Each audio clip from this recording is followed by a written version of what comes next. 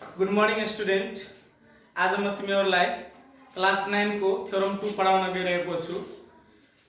अनि थ्योरम 2 मा म के पढाउन गइरहेको छु मतलब कुनै पनि ट्रायंगलको एक्सटेरियर एंगल जुन हुन्छ त्यो exterior angle opposite interior angle दुईटा अपोजिट इन्टेरियर एंगल जुन हुन्छ त्यसको समसँग इक्वल हुन्छ। जस्तो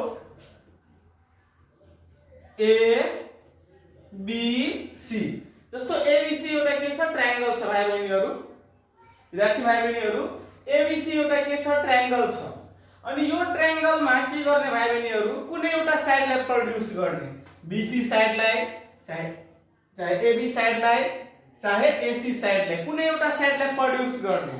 अब कुनै एउटा साइडलाई प्रोड्युस गर्दा त्यहाँ के बन्छ एक्सटेरियर एंगल बन्छ। तो त्यो एक्सटेरियर एंगल के हुन्छ भाइ बहिनीहरु दुईटा अपोजिट इन्टेरियर एंगल को समसँग के हुन्छ इक्वल हुन्छ। जस्तो म एउटा यो बीसी साइडलाई डी सम्म प्रोड्युस गरे, यो एबीसी एउटा ट्रायंगल छ, यो एबीसी ट्रायंगल मा बीसी साइडलाई मैले डी सम्म प्रोड्युस गरे।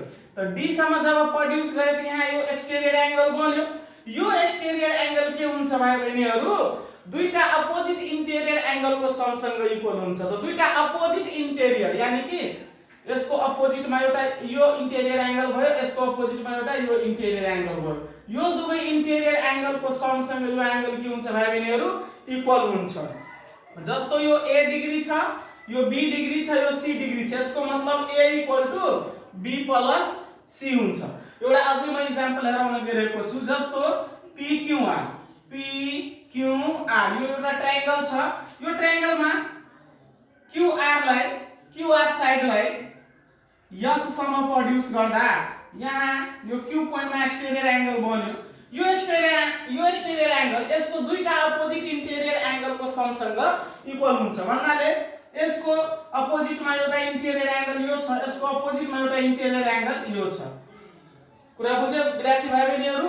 यो दुईटा इन्टेरियर एंगल को सम यो र यो दुवै इन्टेरियर एंगल को सम यो एक्सटेरियर एंगल सँग के हुन्छ इक्वल हुन्छ। जस्तो यो x डिग्री छ, y डिग्री छ, यो z डिग्री छ, त z degree equal to x plus y हुन्छ।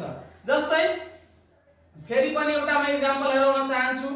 ए बी सी एउटा ट्रायंगल लिए, यो मा कुनै साइडलाई ल यसै साइडलाई डी सम्म प्रोड्युस गर्दियो त यहाँ एउटा एंगल बन्यो। यो एंगल को नाम मान्यो ए डिग्री छ, त्यो एंगल ए डिग्री छ, यो एक्सटेरियर एंगल छ। यो exterior angle opposite interior angle को समसँग के हुन्छ विद्यार्थी भाइ बहिनीहरु इक्वल हुन्छ। त यसको अपोजिट इन्टेरियर एंगल एउटा यो छ, यसैको अपोजिट इन्टेरियर एंगल एउटा यो छ। त यो दुवै एंगल को सम मान लो यो बी या यो सी छ भने B plus C equal to यो दुवैको सम यो एंगल सँग के हुन्छ भाइ बहिनीहरु इक्वल हुन्छ। त त्यही कुरा आज हामीले प्रुफ गरेर देखाउनु पर्यो कसरी इक्वल हुन्छ। के छ the exterior angles of a triangle मतलब कुनै पनि ट्रायंगल को एउटा एक्सटेरियर एंगल के हुन्छ equal to the sum of two opposite interior angle. मतलब त्यो एक्सटेरियर एंगल को अपोजिट मा दुईटा इन्टेरियर एंगल जुन हुन्छ त्यो दुवै इन्टेरियर एंगल को समसँग त्यो अपोजिट त्यो एक्सटेरियर एंगल के हुन्छ इक्वल हुन्छ। त यो स्टेटमेन्ट अनुसारको पहिलो स्टेपमा के गर्ने हामीले फिगर कोर्ने हो। त यहाँ ट्रायंगल को चर्चा छ त्यसैले हामीले एउटा ट्रायंगल कोर्नु पर्यो।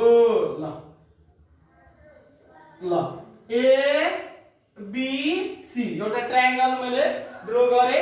अनि यो एबीसी ट्रायंगल मा यो ए एंगल पनि इन्टेरियर एंगल, बी एंगल पनि इन्टेरियर एंगल, सी एंगल पनि इन्टेरियर एंगल। त कुनै एउटा साइडलाई प्रोड्युस गर्छु। त ल बीसी साइडलाई मैले प्रोड्युस गरे कहाँसम्म डी सम्म। र यो बीसी साइडलाई डी सम्म प्रोड्युस गरे तब यहाँ के भन्यो एउटा एक्सटेरियर एंगल बन्यो।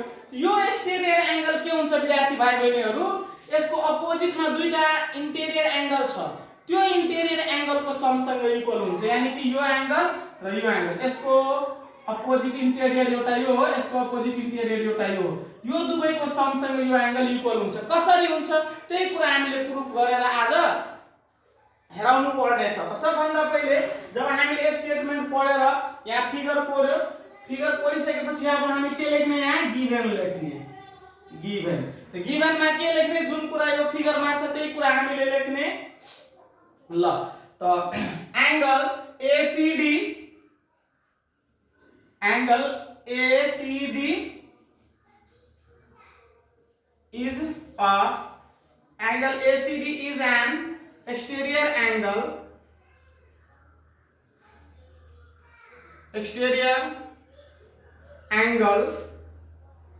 and angle BAC angle ABC are two interior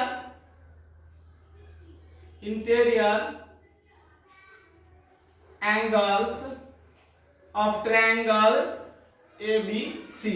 त्यसपछि अब यो गिवन हामी लेखिसकेपछि कहाँ जान्छौँ हामी टु प्रुफमा।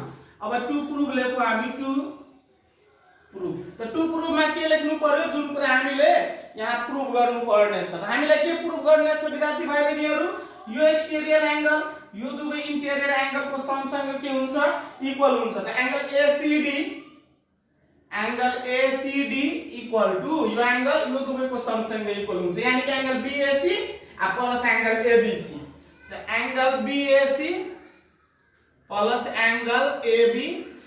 अब हामी कहाँ जान्छौँ प्रुफमा किनभने यो थ्योरम को लागि कन्स्ट्रक्सन को खासै आवश्यकता पर्दैन। हामीलाई कन्स्ट्रक्सन बाट गरे पनि बन्छ चाहे कन्स्ट्रक्सन नगरे पनि यो भइहाल्छ प्रुफ। त्यसैले कन्स्ट्रक्सन को खासै आवश्यकता यहाँ छैन। अब डाइरेक्ट हामी प्रुफमा जाऊ।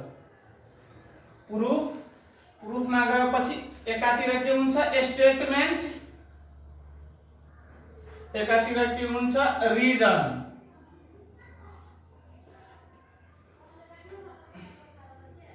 अघिको क्लासमा पनि मैले भनेको थियो थ्योरम अन प्रुफ गर्ने बेलामा पनि मैले भनेको थियो स्टेटमेन्टमा हामी स्टेटमेन्ट जुन लेख्छौं त्यसको रिजन ठ्याक्कै यहाँ लेख्नु पर्छ। बिना रिजनको ज्योमेट्री हुँदैन। त के हुन्छ भाइ बहिनीहरु एंगल ACB यानी कि यो एंगल र एंगल ACD यो एंगल यो दुवै लिनियर पेयर हो अनि लिनियर पेयर को सम कति डिग्री को हुन्छ 180 डिग्री को। एक number angle ACD plus angle ACB equal to 180 degree being the sum of linear pair। Reason में के हुन्छ विद्यार्थी भाइ बहिनीहरु being the sum of linear pair मतलब linear pair को सम 180 डिग्री को हुन्छ। अनि थ्योरम 1 मा सबैलाई म भनेकै छु कि ट्रायंगल को तीनवटै इन्टेरियर एंगल को सम कति डिग्री को हुन्छ 180 डिग्री। त एउटा इन्टेरियर एंगल A अर्को इन्टेरियर एंगल B अर्को इन्टेरियर एंगल C यो तीनवटै इन्टेरियर एंगल को सम कति डिग्री को हुन्छ विद्यार्थी भाइ बहिनीहरु 180 डिग्री को। त त्यही हामी गरौँ। त एंगल BAC यानी कि यो एंगल त्यसपछि एंगल ABC यानी कि यो एंगल ACB यो एंगल तीनवटै एंगल को सम 180 डिग्री गर्ने angle BAC angle ABC plus angle ACB equal to 180 degree. यो कसरी भयो त ट्रायंगल को तीनवटै इन्टेरियर एंगल को सम 180 डिग्री को हुने भएकोले त being the sum of all interior angles of a triangle is 180 degree। अब 3 नंबर को स्टेटमेंट मा हो। अब एउटा कुरा विचार गर त विद्यार्थी भाइ बहिनीहरु यहाँ यो फर्स्ट स्टेटमेन्ट र सेकेन्ड स्टेटमेन्ट मा यो कति डिग्री सँग इक्वल छ 180 डिग्री सँग। अब यो स्टेटमेन्ट पनि कति डिग्री सँग इक्वल छ 180 डिग्री सँग। त त्यसैले यो स्टेटमेन्ट भन्नुको मतलब 180 डिग्री हुन्छ यो स्टेटमेन्ट पनि 180 डिग्री हुन्छ। त्यसैले यो दुवै स्टेटमेन्टलाई कम्पेयर गर्दाखेरि यो स्टेटमेन्ट र यो स्टेटमेन्ट दुवै के हुन्छ विद्यार्थी भाइ बहिनीहरु इक्वल हुन्छ। त angle ACD plus angle ACB equal to अब यहाँ ठाउँ नभएको कारणले म यताबाट लेखिरहेको छु angle BAC plus angle ABC plus angle ACB। अनि रिजन यहाँ के दिने कंपेयरिंग स्टेटमेंट 1 एंड 2।